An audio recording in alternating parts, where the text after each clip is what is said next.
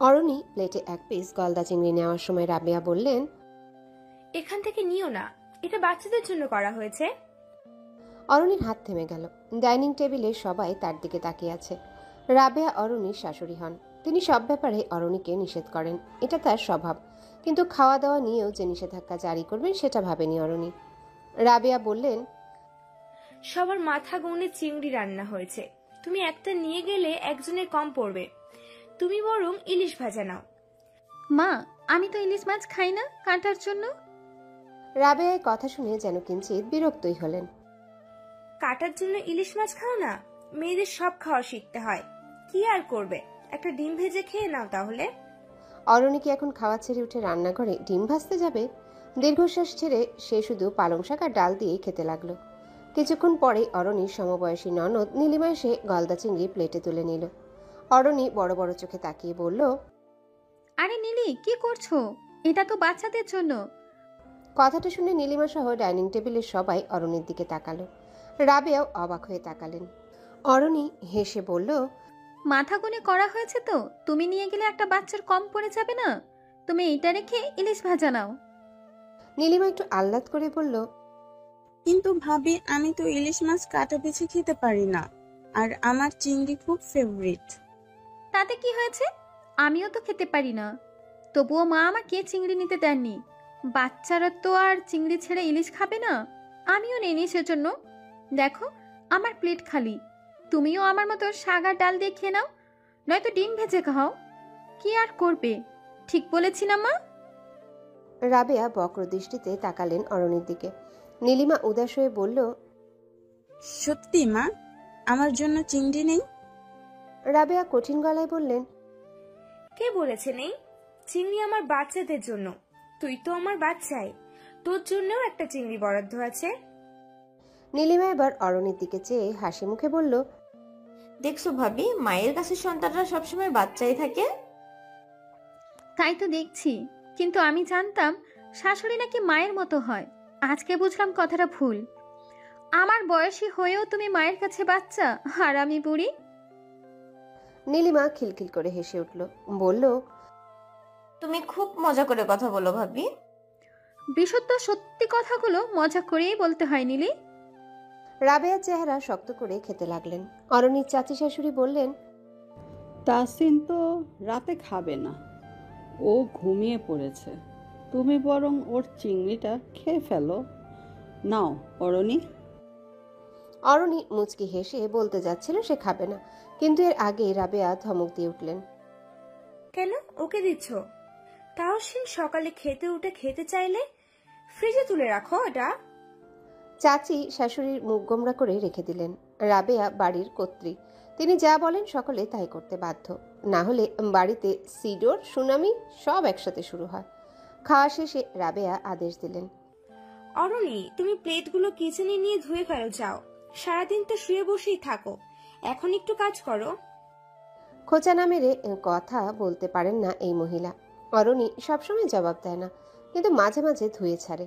এতগুলো নোংরা প্লেট দেখে অরণি অবাক হয়ে বলল, মা, এতগুলো প্লেট আমি একা কিভাবে ধোবো? আমাকে হেল্প করার জন্য কেউ এলে ভালো হতো। সে কথাটা বলেছে কারণ বাড়িতে তার 3 জন উপযুক্ত ননদ আছে। একজনের বয়স 23, অরণির থেকে 5 বছরের বড়। অরণি তাকে ডাকে রুমা আপু। আরেকজনের 21 বছর, অরণির থেকে 2 বছরের বড়, তার নাম তানজিমা। তৃতীয় জন হলো নীলিমা, তার 18 বছর, অরণির সমবয়সী। তারা ডিনারের পর হই হই করে লুডো খেলতে বসেছে। আর একান্নবর্তী পরিবারের সকলের এঁটো বাসন ধোয়ার দায়িত্ব পড়েছে একা অরণির উপর, কারণ সে বাড়ির বউ, ঝি চাকরানির বিকল্প। রাবেয়া খোঁচা মেরে বললেন, এইটুকু কাজও একা করতে পারবে না? তোমার মা কি তোমাকে কিছু করা শেখাননি, বড়দের মুখে মুখে তর্ক করা ছাড়া? রাবেয়া কথাটা এত জোরে বলেছেন যে ড্রয়িং রুম থেকেও শোনা গেল। নীলিমা আর উর্মি উকি মেরে তাকালো। একজন ফিসফিস করে বলল, মা কাকে বকে রে? কাকে আবার? ছোট ভাবিকে, সে তো সারাক্ষণ বকাই খায়। তারপর চাপা হাসির গুঞ্জন। অরণি এবার জবাব না দিয়ে পারল না, জোর গলায় বলে উঠল, তর্ক বিতর্ক শেখাতে হয় না মা, এটা অভ্যাসের বিষয়। পরিস্থিতির চাপে মানুষ অনেক কিছুই করে। আমাকেও তর্ক করতে হয়, কারণ এই বাড়িতে বিতর্কিত ব্যাপারগুলো খুব বেশি দেখি তো সেজন্য। অরণি চাবুক পেটা জবাব দিয়ে এঁটো প্লেটগুলো রান্নাঘরে নেওয়ার জন্য গুছাতে লাগলো। রাবেয়াও ছেড়ে দেওয়ার পাত্রী নন, ক্ষুব্ধ গলায় বললেন, তর্কটা যেমন শিখেছো তেমন যদি ঘরের কাজগুলো শিখতে তাহলে আজকে এত সমস্যা হতো না। এজন্যই বংশ দেখে মেয়ে আনতে হয়, পারিবারিক শিক্ষা বলেও তো একটা ব্যাপার আছে। অরণি প্লেটগুলো নিয়ে রান্নাঘরে চলে যাচ্ছিল। শাশুড়ির কথা শুনে থেমে গেল, কাছে এসে ফিসফিস করে বলল, পারিবারিক শিক্ষার কথা যেহেতু বললেন সেহেতু আমিও একটু বলি। আমার মা না হয় আমাকে বাড়ি থেকে কাজ শিখিয়ে পাঠাননি, কিন্তু আপনার বাড়িতেও 3 জন আছে যাদেরকে সারাক্ষণ ফার্মের মুরগির মতো বসে থাকা ছাড়া আপনি অন্য কিছু শেখাতে পারেননি। রাবেয়া এত বড় কথা শুনে অগ্নি দৃষ্টিতে তাকালেন। অরণি মিষ্টি হেসে বলল, খুব ভয় লাগে মা, শ্বশুর বাড়িতে গিয়ে তাদের অবস্থাও যদি আমার মতো হয়। জবাবটা দিয়ে অরণি দ্রুত রান্নাঘরে চলে গেল। রাবেয়া রাগে আগ্নেয়গিরির মতো জ্বলতে থাকলেন। 45 মিনিট লাগিয়ে অরণি থালা বাসন ধোয়ার কাজ শেষ করলো। রান্নাঘরে প্রচণ্ড গরম। অরণির শরীর ঘামে অর্ধেক ভিজে গেছে, খুব ক্লান্ত লাগছে তার। সিঙ্কের সামনে অনেকক্ষণ দাঁড়িয়ে থাকার কারণে কোমর পা উভয়ই ধরে এসেছে। অরণি কোনো মতে হেঁটে বেডরুমে এসে বিছানায় বসলো। এসির টেম্পারেচার কমিয়ে ছেড়ে দিল। ঘর ঠান্ডা করে কিছুক্ষণ শুয়ে থাকতে ইচ্ছে করছে। এমন সময় দরজা খুলে প্রবেশ করলো রাফাত। এসেই ধপ করে বিছানায় বসলো। বিছানা নড়ে উঠল। অরণি ভয় পেয়ে বলল, কি ব্যাপার? রাফাত আদেশ দেওয়ার মতো বলল, আমাকে এক্ষুনি 1 গ্লাস পানি দাও, গলা শুকিয়ে আছে। অরণি একটু তাকিয়ে থেকে জিজ্ঞাসা করলো, তোমার হাতে কি হয়েছে? হাতে কি হয়েছে মানে? হাতে কিছু হয়নি। ও, আমার কাছে পানি চাইলে তো, তাই ভাবলাম তোমার হাতে মনে হয় কিছু হয়েছে, যে কারণে পানিটাও ঢেলে খেতে পারছো না। রাফাত এবার ক্ষিপ্ত কণ্ঠে বলল, মা তো তাহলে ঠিকই বললেন। কাজের কথা শুনলেই তুমি বেয়াদবের মতো মুখের উপর জবাব দিতে শুরু করো। সমস্যা কি তোমার? অরণি হাই তুলে বলল, তোমাদের ভাষায় এটাকে বেয়াদবি বলে নাকি? আমাদের ভাষায় বলা হয় উচিত জবাব। শোনো অরো, এটা তোমার বাপের বাড়ি না যে সারাক্ষণ এসির নিচে শুয়ে মোবাইল টিপবে আর চটাং চটাং কথা বলবে। এটা জয়েন্ট ফ্যামিলি। এখানে থাকতে হলে সবার সাথে মিলে মিশে কাজ করে থাকতে হবে। Got it? অরণি ওই পাশে ফিরে শুয়ে চোখ বন্ধ করলো, তারপর বলল, থ্যাঙ্কস ফর সাজেশন। এই, আমার কথা কি তোমার ফান মনে হচ্ছে? এমন দায় সারা জবাব দিয়ে কি বোঝাতে চাইছো তুমি? অরণি এবার কোনো জবাবই দিল না। রাফাত কাছে এসে অরণিকে নিজের দিকে ফেরানোর চেষ্টা করলো। অরণি ফিরল না, শক্ত হয়ে শুয়েই রইল। রাফাত শরীরে শক্তি প্রয়োগ করলো। অরণির রাগ লেগে গেল। উঠে বসেই রাফাতকে চড় মারল সে। রাফাত অপ্রত্যাশিত চড় খেয়ে হতভম্ব। অরণি ফিসফিস করে বলল, মায়ের চামচা কোথাকার। রাফাত এখনো বিশ্বাস করতে পারছে না যে অরণি তাকে চড় মেরেছে। সে কয়েক মুহূর্ত পুরো বোকা বনে গেল। একটু পর যখন তার হুঁশ ফিরল তখনই রাগে উঠে দাঁড়ালো। গজগজ করে ঘর থেকে বের হয়ে গেল। অরণির চোখে জল চলে এসেছে তখন। এই বাড়ির একটা মানুষও যদি তার সঙ্গে একটু ভালো ব্যবহার করত। সবাই অরণির বিরুদ্ধে কথা বলে, এমনকি রাফাতও। মা যা বলে তাই বিশ্বাস করে এসে অরণিকে ধমকাতে থাকে। প্রতিদিন এত অশান্তি আর ভালো লাগে না। তাই রাগের মাথায় আজ রাফাতকে সে চড় মেরেছে। এই চরের পরিণাম যে খুব সুখকর হবে না তা বোঝাই যাচ্ছে। একটু পরই বাড়ির সবাই বেডরুমের ঘটনা জেনে যাবে। সবার সামনে আবারও অরণিকে অপদস্থ হতে হবে। অরণি চোখের জল মুছে দীর্ঘশ্বাস ছাড়ল। সে চেষ্টা করে প্রতিবাদ করে টিকে থাকার, কিন্তু দিন শেষে খুব হাঁপিয়ে ওঠে। তার সাথে রাফাতের বিয়েটা জীবনের সবচেয়ে বিষাক্ত ব্যাপারগুলোর মধ্যে একটা। তখন শীতকাল। অরণি সদ্য ভার্সিটিতে ভর্তি হয়েছে। নবীন বরণের অনুষ্ঠানে তাকে শাড়ি পরা অবস্থায় স্টেজে নাচের পারফর্ম করতে দেখে রাফাত, সে ছিল ভার্সিটির সিনিয়র, ফাইনাল ইয়ারের ছাত্র। অরণিকে প্রথম দেখেই রাফাতের এত বেশি ভালো লেগে যায় যে সেদিনই প্রেমের প্রস্তাব দিয়ে ফেলে। রাফাত ভার্সিটির পপুলার বড় ভাই, সাঙ্গপাঙ্গ নিয়ে সারাক্ষণ ঘুরে বেড়ায়, পলিটিক্সও নাকি করে। তাই অরণি রাফাতকে সরাসরি রিজেক্ট করার সাহস পায়নি। সে বলে ভেবে জানাবে। অরণি চিন্তা করেছিল রাফাত হয়তো কিছুদিন পর ব্যাপারটা ভুলে যাবে। অরণি তো আর প্রতিদিন সেজেগুজে ভার্সিটি আসবে না, স্টেজে উঠে নাচবেও না। রাফাতও তাকে দেখে আকৃষ্ট হবে না। আস্তে আস্তে সব ঠিক হয়ে যাবে। কিন্তু অরণির ধারণা সম্পূর্ণ ভুল ছিল। আস্তে আস্তে কিছুই ঠিক হলো না, বরং আস্তে আস্তে সমস্ত ব্যাপারটা নিয়ন্ত্রণের বাহিরে চলে যেতে লাগলো। রাফাত সেই যে বের হয়েছিল এখনো ঘরে ফিরেনি। আজ যে বাড়িতে চর নিয়ে বড়সড় একটা হাঙ্গামা হবে তা বোঝাই যাচ্ছে। অরণির রুমের বাইরে বের হতে কিঞ্চিত ভয় করছে। সে মোবাইল হাতে নিয়ে মাকে কল ব্যাক করলো। মায়ের ফোনেই তার ঘুম ভেঙেছে। এতক্ষণ সে ঘুমিয়েছিল। শারমিন ফোন রিসিভ করে কড়া কণ্ঠে বললেন, হ্যালো অরো, এসব কি শুনছি আমি? কি শুনেছো আম্মু? তুই নাকি রাফাতকে থাপ্পড় মেরেছিস। তোর কাছে সে 1 গ্লাস পানি চেয়েছিল বলে। এটা কেমন ব্যবহার অরো? অরণি আশ্চর্য গলায় বলল, তোমাকে এসব কে জানালো? কে জানালো সেটা কোনো বিষয় না। তুই কি ভেবেছিস তোর কাণ্ড কীর্তি আমার কানে আসবে না? সবই জানি আমি। রোজ খবর পাই কাজটা কিভাবে করলি আমার মেয়ে হয়ে। আগে তো তুই এমন ছিলি না। বিয়ে হওয়ার পর কি মাথা টাথা খারাপ হয়ে গেছে? শ্বশুর বাড়িতে আমাদের মান সম্মান ডোবাতে চাস? শাশুড়ির মুখে মুখেও নাকি তর্ক করিস ইদানিং। তোকে এই শিক্ষা দিয়েছিলাম আমরা? রাফাত প্রতিদিন আমার কাছে তোর নামে বিচার দিচ্ছে। আমি এতদিন চুপ ছিলাম, কিন্তু আজ তো তুই লিমিট ক্রস করে ফেলেছিস একদম। অরণি মায়ের ধমকের রেলগাড়ি থামিয়ে বলল, 1 মিনিট, কে তোমার কাছে বিচার দিচ্ছে আমার নামে? রাফাত? শারমিন চুপ হয়ে গেলেন। রাগের মাথায় বোকামি করে ফেলেছেন।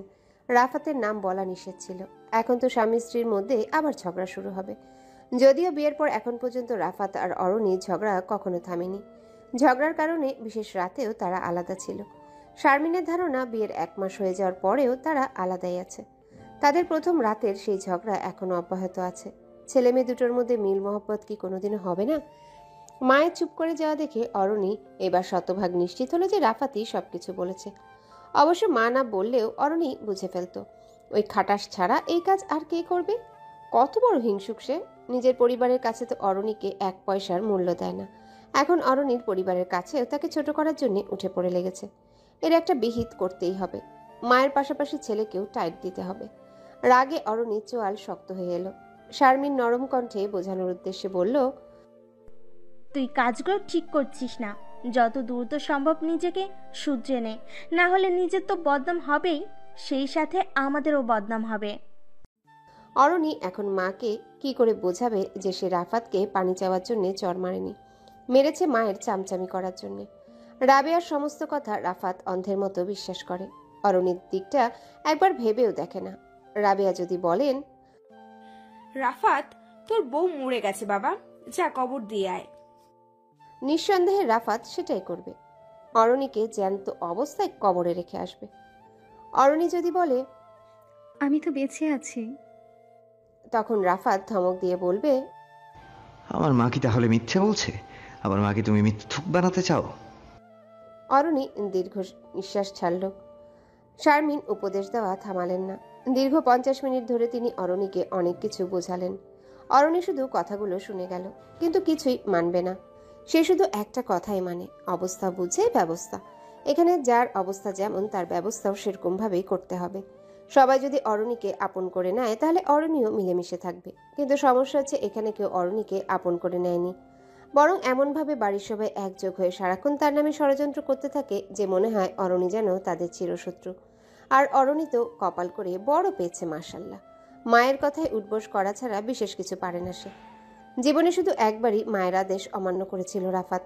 মায়ের কথা না মেনে অরণিকে বিয়ে করে এনেছিল। সেই থেকে রাবেয়ার ক্ষোভ অরণির প্রতি। তিনি মনে করেন অরণি বুঝি রাফাতকে বশ করে ফেলেছে। কি রিডিকিউলাস। অরণি মায়ের ফোন রেখে রুম থেকে বের হলো। পিনপতন নীরবতা বিরাজ করছে করিডোরে। অরণি আর রাফাতের বেডরুমটা দোতলায়। বেডরুমের সাথে লাগোয়া ছাদ। সেই ছাদের সাথে স্টিলের সিঁড়ি দেওয়া। সেই সিঁড়ি দিয়ে সরাসরি বাগানে যাওয়া যায়। ঘরের ভেতর আরেকটা সিঁড়ি আছে। সেই সিঁড়ি দিয়ে যেতে হয় নিচতলায়, যেখানে সারাক্ষণ হাউকাউ লেগে থাকে। অরণি সেই জায়গায় খুব কদাচিৎ যায়। বেশিরভাগ সময় সে নিজের রুমে থাকে, নতুবা শাশুড়ির ঘ্যানঘ্যানানি শুনতে শুনতে অতিষ্ঠ হয়।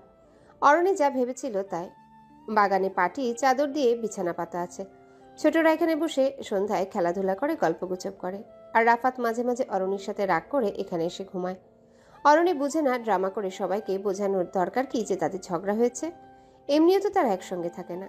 রাফাত বিছানায় শুলে অরণি সোফায় চলে যায়। ড্রয়িং রুম থেকে একটা সোফা এনে তাদের বেডরুমে রাখা হয়েছে।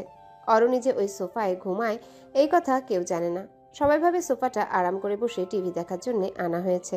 অরণি রাফাতের ঘুমন্ত মুখের দিকে চেয়ে রইল। দেখে মনে হচ্ছে কত নিষ্পাপ। জীবনের জটিল কোনো অঙ্কই সে বোঝে না। তার মধ্যে শুধু সরলতা আর সরলতা।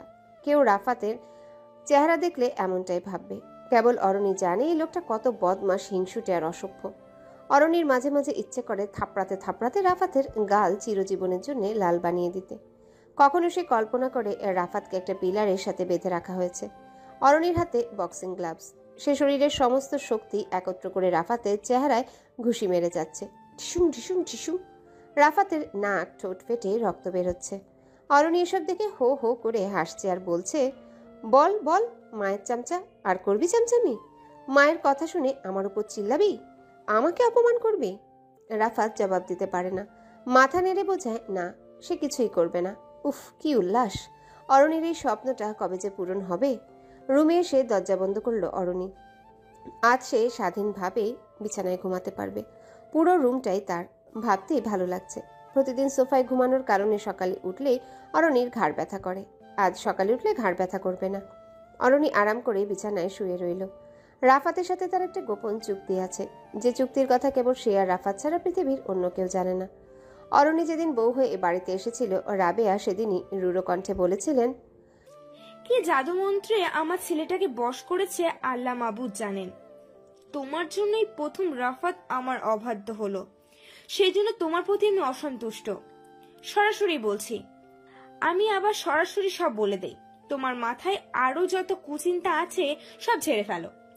এখানে থাকতে হলে আমার আদেশ মেনে থাকতে হবে। আর খবরদার, আমার বিরুদ্ধে আমার ছেলেকে কুমন্ত্র দেওয়ার চিন্তা মাথাতেও আনবে না। তাহলে এই বাড়ি থেকে বের হয়ে যেতে হবে। অবশ্যই তুমি একা বের হবে, আমার ছেলেকে নিয়ে নয়। নতুন বউ হয়ে শাশুড়ির মুখে এমন কথা শুনে অরণি থতমত খেয়ে তাকিয়েছিল। সেই মুহূর্তেই বুঝতে পারে তার বিবাহিত জীবন খুব একটা সুখের হবে না। অরণি যাকে মায়ের আসনে বসাতে চেয়েছিল, সেই মা তাকে প্রথম দিনই শত্রু বানিয়ে ফেলেছেন। দিন দিন এই মহিলা তার জীবন অতিষ্ঠ করে তুলছেন। কিন্তু প্রথমে রাফাত ছিল অরণির প্রেমে দিওয়ানা। অরণি বিষ খেতে বললে সে বিষ খাবে, সাগরে ঝাঁপ দিতে বললেও তাই করবে। এই সুযোগটাই কাজে লাগাতে চেয়েছিল বুদ্ধিমতী অরণি। শাশুড়ির সাথে এক বাড়িতে থাকার চেয়ে রাফাতকে নিয়ে আলাদা থাকায় তার ভালো মনে হলো। বাসর ঘরে বসে রাফাতকে যখন সেই ব্যাপারে অনুরোধ করে, তখন রাফাত সরাসরি বলে দেয় মাকে সে যথেষ্ট কষ্ট দিয়েছে, আর কষ্ট দেওয়া সম্ভব না। অরণি তখন শাশুড়ির হুমকির কথা রাফাতকে জানায়, কিন্তু রাফাত বিশ্বাস করে না। কারণ রাবেয়া ছেলের সামনে অরণির সাথে খুব মধুর কণ্ঠে কথা বলেন, কিন্তু অরণি ওই মহিলার সাথে ভালো করে কথা বলার রুচি পায় না। এভাবে রাফাতের সামনে রাবেয়া নিষ্পাপ সেজে থাকেন, আর অরণি হয়ে যায় বেয়াদব ঘাটতারা। তবে বিয়ের প্রথম রাতেই রাফাত বলেছিল তার মা যা বলবেন তা মেনে নিতে হবে। এখানে কিছু করার নেই, মা এমনই। বাড়ির সবাই যেমন সহ্য করে, অরণিকেও সহ্য করতে হবে। আস্তে আস্তে মায়ের মন জয় করতে হবে। অরণি স্পষ্ট জানিয়ে দেয় সে কারো মন জয় করতে পারবে না। যে তাকে দেখতে পারে না তাকে তেল চর্বি মেখে সেবা করার মেয়ে অরণি নয়। সে কিছুই সহ্য করবে না। আর যতদিন রাফাত মায়ের চামচাগিরি বন্ধ না করবে, ততদিন অরণি রাফাতের কাছেও আসবে না। ছোঁয়াছুঁই তো দূরের কথা। রাফাত ভেবেছিল অরণি রাগের মাথায় এসব বলছে, দুদিন পর ঠিক হয়ে যাবে, কিন্তু কিছুই ঠিক হয়নি। পরিস্থিতি আরও জটিল রূপ ধারণ করলো। অরণি বেডরুমে সোফা ঢুকিয়ে সেখানে ঘুমানো শুরু করলো। একই বাড়িতে একই রুমে একই ছাদের তলায় থেকেও তারা আলাদা। তাদের এই দূরত্বের কথা কেউ জানে না। আর এই দূরত্বের প্রধান কারণ ইগো। রাফাত মনে করে তার জায়গায় সে ঠিক, অরণি মনে করে সে নিজেই সঠিক। এভাবে কেউই কারো কাছে হার মানতে রাজি নয়। তবে রাফাত মাঝে মাঝে বলে একদিন নাকি অরণি নিজের ভুল স্বীকার করবে, তখন রাফাতের পায়ে ধরে ক্ষমা চেয়ে কাঁদবে। রাফাত তাকে মাফ করে দিবে। অরণি এই কথা শুনে প্রাণ খুলে হেসে বলেছিল, ঠিক আছে, আমিও দেখার অপেক্ষায় আছি কে কার পায়ে ধরে। আজ বাড়িতে অনেক আয়োজন, প্রচুর বাজার করা হয়েছে, অনেক রান্না বান্না হবে। সকাল থেকে ব্যস্ত সবাই। অরণি খবর পেয়েছে আজ রুমাকে পাত্রপক্ষ দেখতে আসবে। পাত্ররা নাকি অনেক উঁচু বংশ, তাদের কারি কারি টাকা, গোল্ডের ব্যবসা আছে। এলাহি অবস্থা। ছেলে দেখতেও সুন্দর, রুমার ভালো লেগেছে। এবার এই পাত্র যদি রুমাকে পছন্দ করে ফেলে তাহলে আর কথাই নেই। সকাল থেকে সবার মুখে শুধু পাত্রের গল্প। উর্মি ছোট চাচার মেয়ে, ক্লাস 7-এ পড়ে। অরণিকে সে ভীষণ পছন্দ করে। আজ সকালে উর্মি অরণির কাছে চুল বাঁধতে এসেছিল। অরণি খুব সুন্দর ফ্রেঞ্চ বেনি করতে পারে, উর্মির এটা পছন্দ। কথায় কথায় উর্মির থেকে পাত্র সংক্রান্ত সব খবর জানতে পারে অরণি। কিছুটা অবাক হয় সে। বাড়িতে এত কাণ্ড ঘটে যাচ্ছে, অথচ কেউ তাকে কিছু জানালোই না। সকালে যখন সে ব্রেকফাস্ট খেতে নিচে গিয়েছিল, তখন সবাই গুজুর গুজুর করে অনেক আলাপ করেছে। অরণি এখন বুঝতে পারল যে সেগুলো ছিল পাত্র সংক্রান্ত আলোচনা। এই বাড়ির সবাই এমনই, অরণির সাথে কেউ সহজে কথা বলে না। অরণি যদি নিজে থেকে তাদের সাথে কথা বলতে যায় তবেই তারা উত্তর দেয়। এমন একটা ভাব যেন অরণি বাহিরের মানুষ, তার সামনে বাড়ির যাবতীয় বিষয় নিয়ে আলাপ করাও নিষেধ। খুব অস্বস্তি লাগে অরণি, তাই সে সারাক্ষণ ঘরে বসে থাকে। তবে আজ বিকেলে অন্যরকম কাণ্ড হলো। পুষ্পর মা অরণিকে এসে জানালো রাবেয়া তাকে রান্নাঘরে ডাকছেন। পুষ্পর মা এই বাড়িতে ছুটা বুয়ার কাজ করেন, শুধু সকালেই আসেন, কাজ শেষ করে দুপুরের মধ্যে চলে যান। কিন্তু আজ তাকে সারাদিনের জন্য রাখা হয়েছে। আজ বাড়িতে অনেক কাজ। অরণি জানে তাকে কেন ডাকা হচ্ছে। প্রস্তুত হয়ে সে নিচে নামলো। রাবেয়া অরণিকে দেখলে অযথায় সবার সাথে চেঁচামেচি করে কথা বলেন। প্রথমে অরণি ভয় পেত, কিন্তু এখন আর ভয় পায় না, পাত্তাও দেয় না। রাবেয়া গজরাতে লাগলেন।